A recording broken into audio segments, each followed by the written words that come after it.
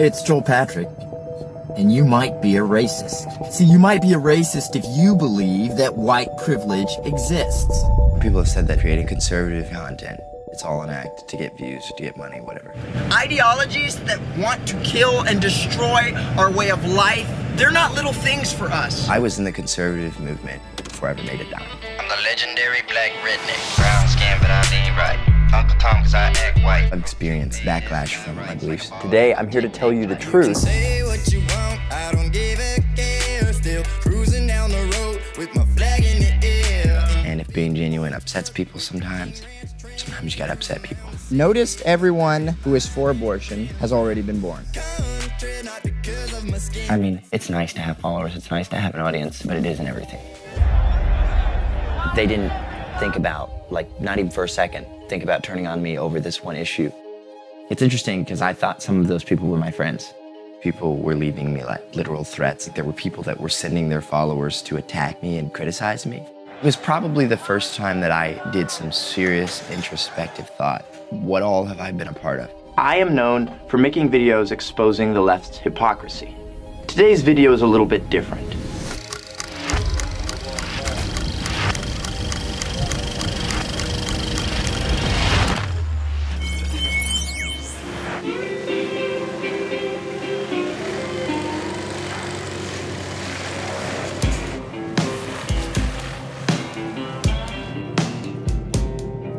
I'm the Legendary Black Redneck, also known as Joel Patrick. I post videos on the internet. I try and encourage people to lean into their conservative values. I like to work hard. I like to climb trees. Being a redneck actually means being a working class American. What do you think? Is it gonna be slippery? Tree cutting is one of the most dangerous jobs in America, or pretty much anywhere in the world. I got into this business because I was in college and I was really getting kind of antsy. And I was like, well, maybe I'll just go to work. I think one of the important things about trades, and the reason that I tell people, like, you don't need to go to college, is because a lot of these trade jobs are not being filled, like being a plumber, being an electrician, that people just aren't doing. And there's good money in these jobs, you know. I don't think anybody out here is making less than $25 an hour. Being a conservative has been a part of my entire life. I remember going to Bush rallies when we were all real little. So when people say, oh, well, did you just become a conservative because of Trump? No, we've always been conservatives. Luis over here, he's the godfather, I guess, of tree removal around here, and he's taught me everything that I know, from how to sharpen a saw to make sure that every day you're letting your truck warm up before you get out. He's a black redneck, you know, and I guess I'm the Mexican redneck. That's what they call us out here. I actually support him, you know. We have gotten in some arguments, obviously because his family is Mexican and I... Hispanic. We're Hispanic. From Mexico. You're Mexican. So those are the kind of things that I would explain to him, like, not every Hispanic out here is illegal. He would ask me, do you have a license? I'm like, well, okay, that was a joke. yeah, but still, you know, so I could almost beat him up, you know. So things like that, but I learned some stuff that you know, on the social media side, I didn't know. If white privilege was really a thing, Colin Kaepernick would not have embraced his blackness, he would have embraced his whiteness. You don't have the right to kill someone after you've reproduced. If the world was gonna end in 12 years and we'd caused all this catastrophic damage, nothing we could do at this point would reverse it. So I started social media in 2017. I ran into this guy named Joshua Fierstein at my school at the time. And he came up to me and he looked down at my cowboy boots and he said, why don't you make videos and post them on there? I was like, because no one would watch them. What are you talking about?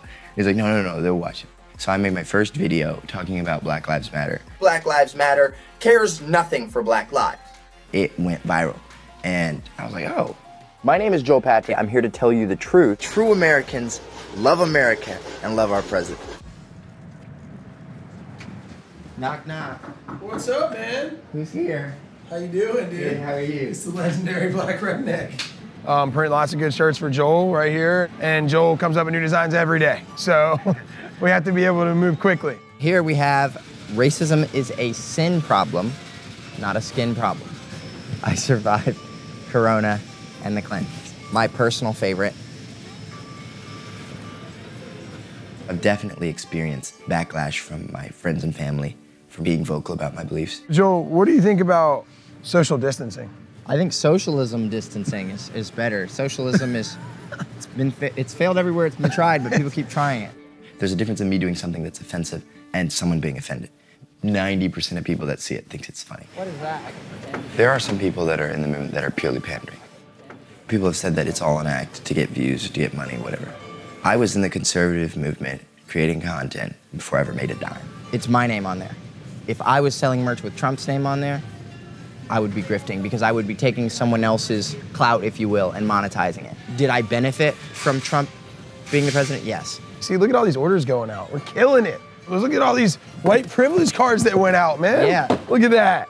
Yeah. I got enough white privilege to, be white. But is white privilege real, Joel? Because I'm trying to use these at the store. Yeah, it's novelty. What are we gonna do with all these Trump 2020 wristbands? Give them away for free. He needed another 4 years, dude. He did need another 4 years. Yeah. Trump lacked humility in it. I believe in the end that was what his downfall was. I believe that in combination with some shady dealings on the part of the left and the election cycle. I was in DC during the whole Capitol incident. I felt like people were giving people false hope. Like I knew once the Electoral College voted, it was over. But people were talking about, well, Mike Pence can overturn the results. And I was thinking to myself, and I was like, why are we still perpetuating this? I thought all the way up until January 6th, something was gonna happen. I was not at the Capitol. But just, there was a vibe there that was off. I've been to so many Trump rallies, I couldn't even count. And everybody's always happy. It's like a big party. That was not the vibe of this rally. And I sensed that early on. I actually left the rally early. People are out of control here. Do I need to rethink my support for this whole thing? I am known for making videos exposing the left's hypocrisy. Today's video is a little bit different. What occurred at the Capitol was disgraceful. The conservative movement doesn't begin or end with Trump. I was very concerned and very nervous when I posted it because I realized some people could take this as a betrayal, which some people did. I knew I was going to receive backlash, but I was like, I had to say this. People were leaving me like literal threats. Like there were people that were sending their followers to attack me and criticize me. And I was in the comments constantly responding to people. I'm like, guys, I am not turning my back on conservatism. I'm not turning my back on Trump. I'm just saying that what happened here is not okay. We can't condone behavior like this. We can't be hypocrites. And a lot of people did not receive that well. I put a lot of thought into that video because I wanted to make sure that this video was as genuine and as real as possible. I talked with my family members about whether or not I should do it. I talked with my pastor about whether or not I should release it, and I realized that it was the right thing to do. I end this video in saying that Jesus loves you, and he has a plan for your life. And his plan for your life will go on without Trump. Religion has been an important part of my life, probably since I was 3 years old. Every truly conservative value comes from the moral standard that comes from the Bible. The family unit, wanting the government to be less involved in your life, wanting people to work hard, all of those come from the Bible. Nate is the person in my life that keeps me grounded. I met JP when he was 7th grade, 8th grade. I was running a youth program. Things were not so great in his life at the time, and so we've been connected ever since, all the way through high school. Instagram could delete my account tomorrow. I could not make any more money, and I could, just cut trees. Yeah. And Nate would still be here for me, and he would still support me. I mean, it's nice to have followers. It's nice to have an audience, to voice your opinion, but it isn't everything. I posted a video, and I titled it, "Dear White People, You Lost Me at Riot." And the reason that I titled it that is because after the whole George Floyd thing, when people were burning cities to the ground, I titled a video, "Dear Black People, You Lost Me at Riot." And I think I lost like 8,000 followers in 24 hours. It's interesting because I thought some of those people were my friends. I considered some of those people my close friends. I want you to be strong and a person of great character. That will take you much further than whatever social media influence you have and the influence that you can have on people because of the kind of person that you are, not just because of the stuff that you do. That's what's gonna matter most. It was probably the first time that I did some serious introspective thought on what all have I been a part of.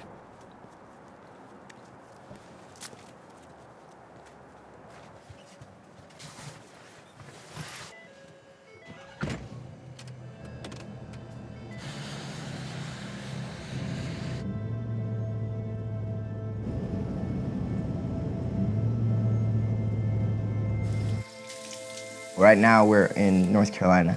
We're on our way to CPAC in Florida. This is just where we stopped for the night. We're in, I believe this is Cary, North Carolina.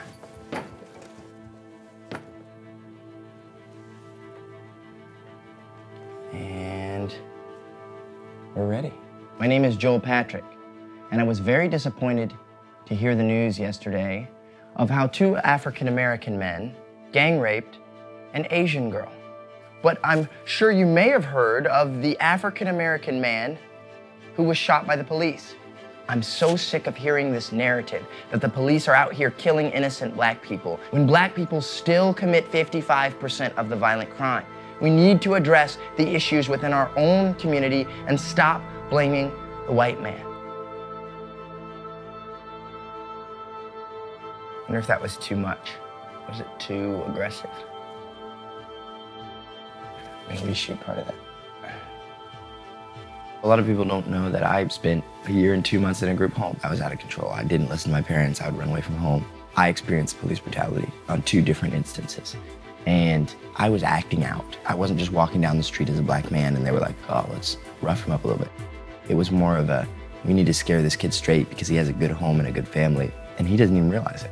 And I didn't realize it. That doesn't say what they did was justified, but had I not put myself in the situations that I put myself in, I could have never experienced it. I'm not making an excuse for their behavior because what they did was not okay. I complained about it later. Was anything done? No. Do I think we need a system where there is more accountability? Yes. In an effort to stop from perpetuating a media narrative, do you sometimes perpetuate your own narrative that's on the opposite side? Police are always innocent too much too. I don't know, something to think about. Probably one of the reasons I don't include the questioning is because one of the ways that people look up to you is that they look up to you for guidance, and if you're always constantly questioning, it may seem like you don't have as firm a foundation as you need to have. You need to lead all the time like you're strong, because if you don't, then you're going to be perceived as a weak leader, and people won't follow you if you're a weak leader.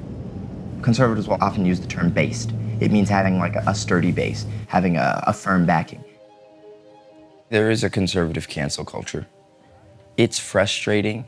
You could be conservative straight down the line, in the moment that you veer off of what they believe conservatism to be, they turn on you very quickly. This would be the first time I'm entering into a conservative space knowing that there are a decent number of conservatives that strongly disagreed with me about something. What's up? How you doing? I'm definitely anxious. Conservatives as a group are not the most diverse group of people, and I have been tokenized before. Thank you so much. Nice meeting you. There are tons of things I never would have been invited to had I not been black. Like, I was invited to the White House a bunch of times. I wouldn't have gotten invited a single time had I not been black. And that kind of makes me wonder, like, we call out the left all the time for identity politics, but now we're playing reverse identity politics, and we're inviting a bunch of black people to the White House for being black, not necessarily because of their merit.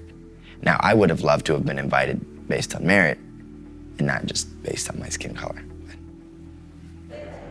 I find that conservatives will excuse away things, bad things that people do, as long as they believe that the ends justify the means. For example, I have never once made a defense for Trump's grab them by the privates. There's no defense for that. I think saying that Trump has conservative values in policy is different than saying Trump has conservative values as a person. Because I would say as a person, he's not very conservative. But for policy, he's very conservative. But your conservative values don't begin and end with Trump, and you need to encourage people to vote their values. Thank you for all the heat you take. I appreciate it. Thank you. Would you be able to just give us a What do you want me to say? Hey, what's up? It's Joel Patrick, and I'm here with the young Republicans of Oregon. I want you guys to know that you're doing great work out there. Keep up the good work. Keep fighting the good fight. I'm hard to miss in this fashionable shield. Hey, at least you're not restricted. We believe in free breathing. Breathing inhibitor. I don't think Trump should run again. I think Trump is older, and he should be working on strengthening the younger generation of the party. Trump did great things for the country policy-wise, but his attitude is probably what kept him from getting reelected. I think regardless if you're pro-Trump, not pro-Trump, there has to be some kind of change.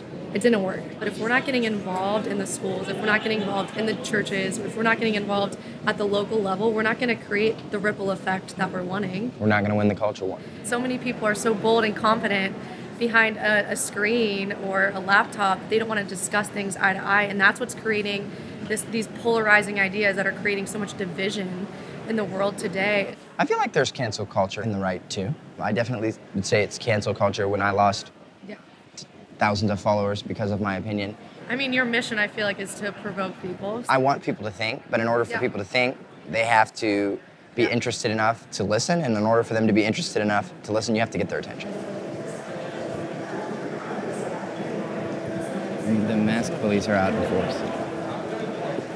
If I walk and just do this, they'll go, oh, he's drinking water. So I made a video titled, "Dear Black People, You Lost Me at Riot," after the George Floyd incident. After the whole Capitol incident, I made a video called "Dear White People, You Lost Me at Riot." And I had probably 8,000 people unfollowed me instantly. So in essence, you made the same video for different demographics, and those people that may have been championing you when you said it to black people, you lose 8,000 followers when you said it about white people. Right. If that's not a contradiction, I don't really know what the word means. We're losing the opportunity to have a genuine conversation about nuanced layers. Hey, this cop here, he's a horrible human being that shouldn't be on the force. As an individual. As an individual. Not, this white cop is a horrible human being, therefore all white cops are horrible human beings. And there's a way to do both. There's a way to say, you know, there are systemic issues that our nation has not gotten right. As soon as you go extreme, this doesn't exist, you're wrong. Everything exists. I had to do some introspect and realize that sometimes, I'll be honest with you, man, sometimes I feel like I go too hard against my own people in an effort to get a point across, and I go, you know what? I haven't been as equally critical of white people as I have been of black people. And there's a reason for that. Too many times, larger so-called, especially black conservatives, to not want to have that uncomfortable conversation will just say the thing that we know is gonna get the claps. You had a very, in real time, experiment that showed if you lose 8,000 followers in damn near a day or two, it shows that you guys aren't willing to really have a genuine conversation. I have been much more critical of African American people on my social media than of white people. And most of the people I've seen recently being racist, they looked like me. Racism did exist at one point in this country, but today in America, it is almost non-existent. While I agree that there was no justification for the excessive use of force, Mr. Floyd was in fact resisting arrest. He was also high on fentanyl. The emotional issue that I had with the whole people unfollowing me wasn't that I was losing followers, but what was more was seeing the comments of everyone, you know, saying, I'm out, I'm done with you, you're fake. And then having my real friends that I knew join in. Hello, Brianna, how are you? And then seeing their comments get 1,000 likes, that was what was most hurtful. I'll see you around. All right, I'll see you around. You posting some good content. I'll try. All right. Yeah, are we allowed to go out this doors? Do you know if we're allowed to go out this doors? I don't know. I know where you can't go in, but I'm pretty sure you can go out. What's the name to speak to? JBL charge board? You go out if we go out and it sets off an alarm, then that means we can't. No, you can go out. Oh, you can't? Yeah. A lot of people are going to be kind to your face publicly if there are cameras around, whatever, because they care about their image. So I guess it was more a lot of passive aggressive things that I noticed. There was definitely some trauma from high school. I was bullied pretty heavily. You can't allow hatred to win.